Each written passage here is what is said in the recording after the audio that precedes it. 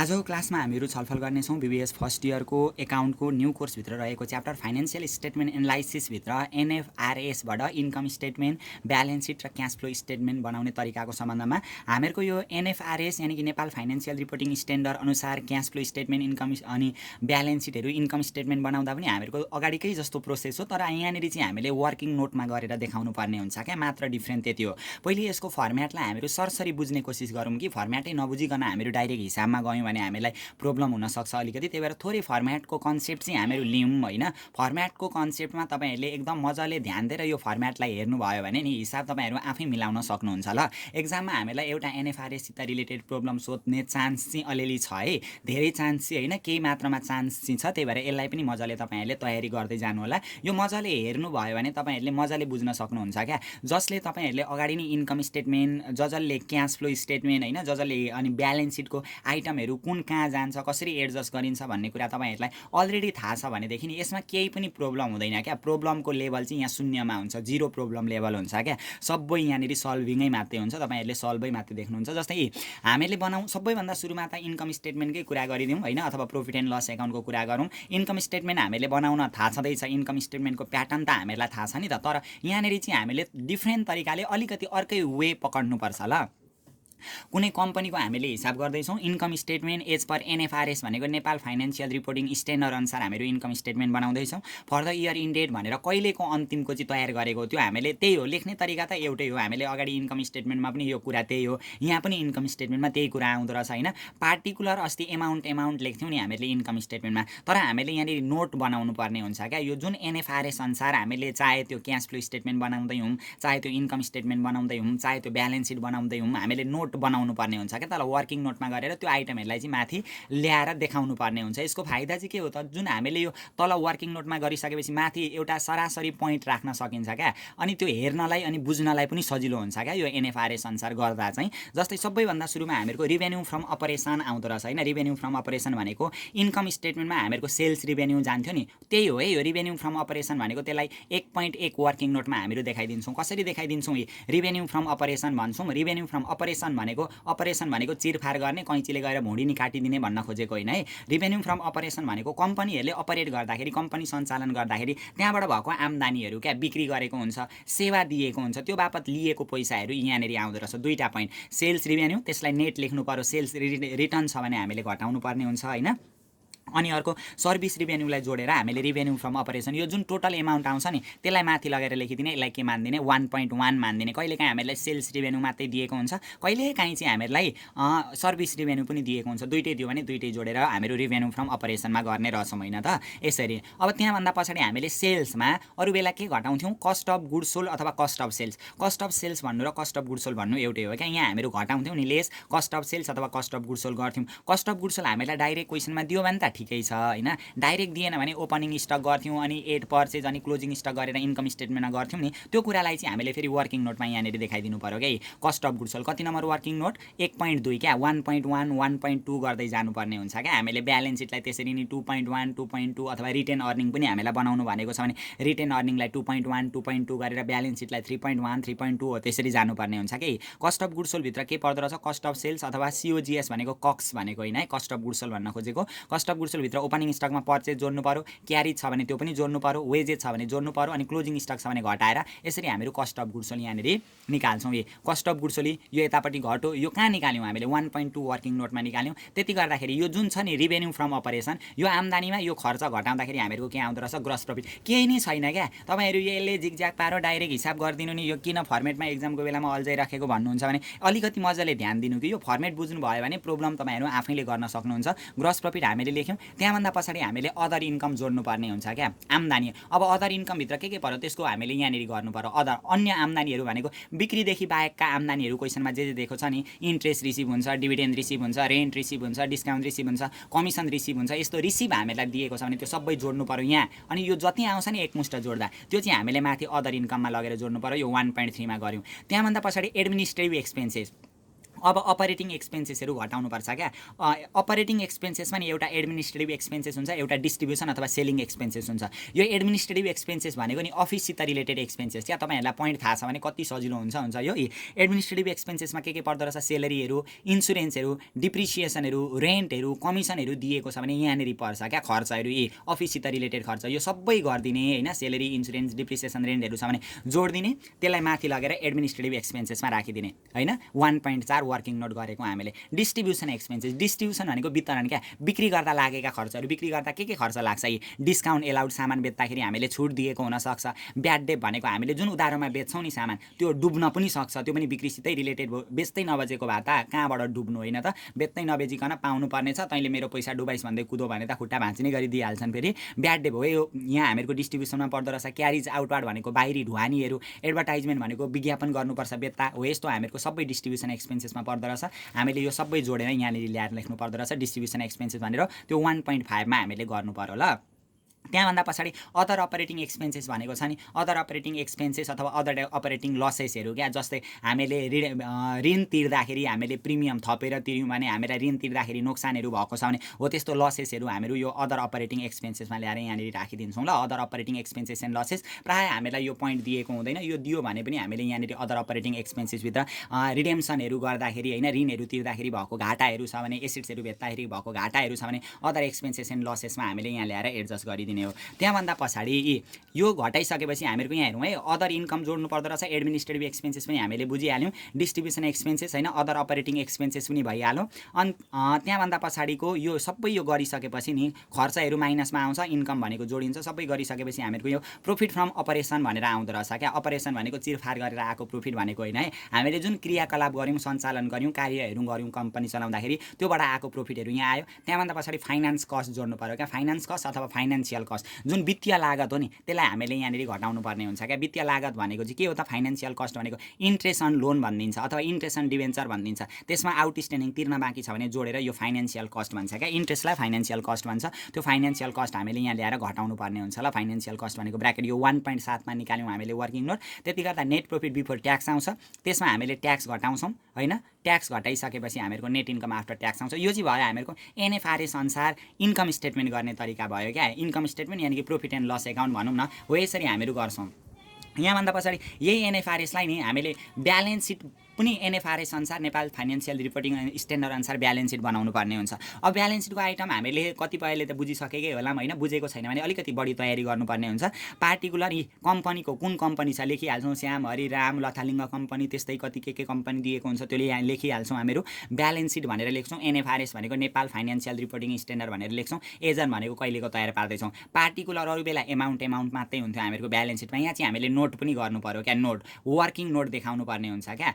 सबैभन्दा सुरुमा ब्यालेन्स सिटमा नन करेन्ट एसिड्स भनेर हामीहरू लेख्छौँ। नन करेन्ट एसिड्स भनेको फिक्स एसिड्सहरू नि, प्रोपर्टी प्लान्ट एन्ड इक्विपमेन्टहरू लेख्छौँ क्या। अब प्रोपर्टी प्लान्ट एन्ड इक्विपमेन्टभित्र के पर्छ, ल्यान्ड एन्ड बिल्डिङहरू, प्लान्ट एन्ड मेसिनरीहरू हो, यस्तो आइटमहरू पर्छ नि त। प्रोपर्टी प्लान्ट एन्ड इक्विपमेन्टभित्र पर्ने आइटमहरूलाई यहाँ लेख्छौँ हामीहरू। प्लान्ट एन्ड मेसिनरी लेख्छौँ, त्यसको डिप्रिसिएसन छ भने घटाउँछौँ। अरू बेला चाहिँ हामीहरू त्यही ब्यालेन्स सिटभित्रै घटाउँथ्यौँ होइन, तर अहिले चाहिँ यो वर्किङ नोट क्या, त्यही डिफ्रेन्ट हो। यो वर्किङ नोटमा सबै देखाइदिनु पर्यो यसको झलकहरू। प्लान्ट एन्ड मेसिनरीको डिप्रिसिएसन, फर्निचर छ भने त्यसको पनि डिप्रिसिएसन, ल्यान्ड एन्ड बिल्डिङ छ भने त्यसमा एप्रिसिएसन हुन्छ प्रायः, त्यो जोडेर हामीले यसरी प्रोपर्टी प्लान्ट एन्ड इक्विपमेन्ट भनेर लेख्छौँ। उतापट्टि लगेर सरङरङ लगेर लेखिदिइहाल्छौँ क्या हामीहरू यहाँनिर नि, प्रोपर्टी प्लान्ट एन्ड इक्विपमेन्ट। त्यो 3.1 ब्यालेन्स सिटको वर्किङ नोट नि प्रायः 3.1, 3.2 भनेर लेखिन्छ ल। 2.1, 2.2 लेख्दा पनि हुन्छ। बिचमा त्यो रिटेन अर्निङ बनाउनु भनेको भए त्यसको वर्किङ नोट गर्नु परेको भए त्यसलाई 2.1, 2.2 मानिन्थ्यो। त्यही भएर ब्यालेन्स सिटलाई 3.1 र 3.2 लेखिन्छ। तपाईँहरूले 2.1, 2.2 लेख्नुभयो भने पनि हुन्छ। अघि इन्कम स्टेटमेन्टमा 1.1, 1.2 गर्दै आएको थियो नि त। प्रोपर्टी प्लान्ट एन्ड इक्विपमेन्ट भयो।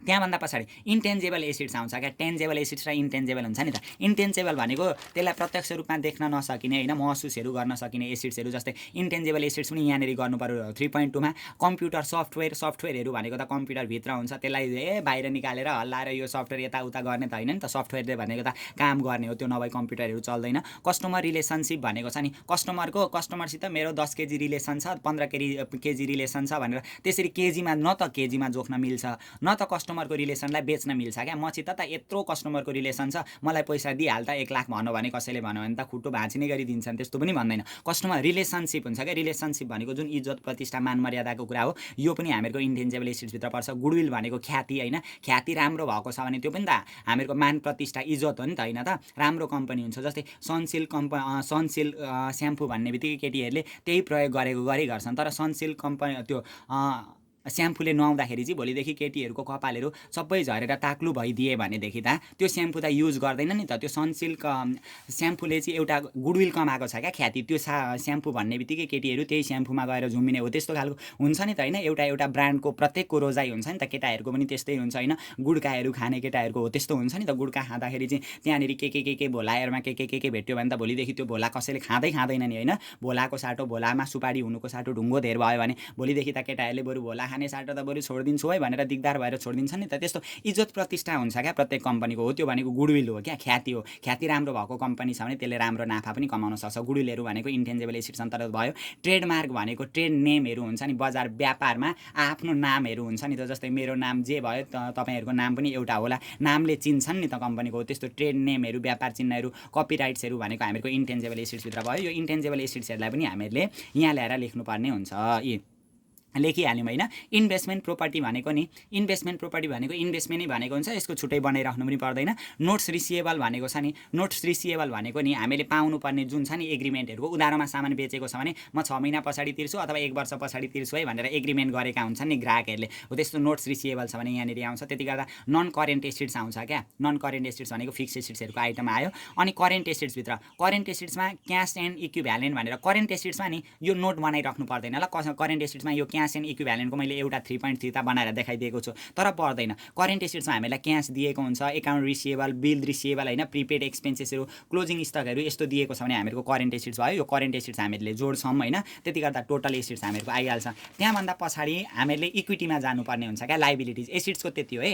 लाइबिलिटिजमा सेयर क्यापिटल हुन्छ। सेयर क्यापिटलको वर्किङ नोट 3.4 मा हामीले बनायौँ। सेयर क्यापिटलभित्र के पर्छ, कमन स्टकहरू, होइन, प्रिफरेन्स सेयर क्यापिटलहरू, अनि कल्स इन एडभान्स छ भने पनि यहाँनिर पर्छ। यसरी हामीले देखाउनु पर्ने हुन्छ यहाँनिर, होइन।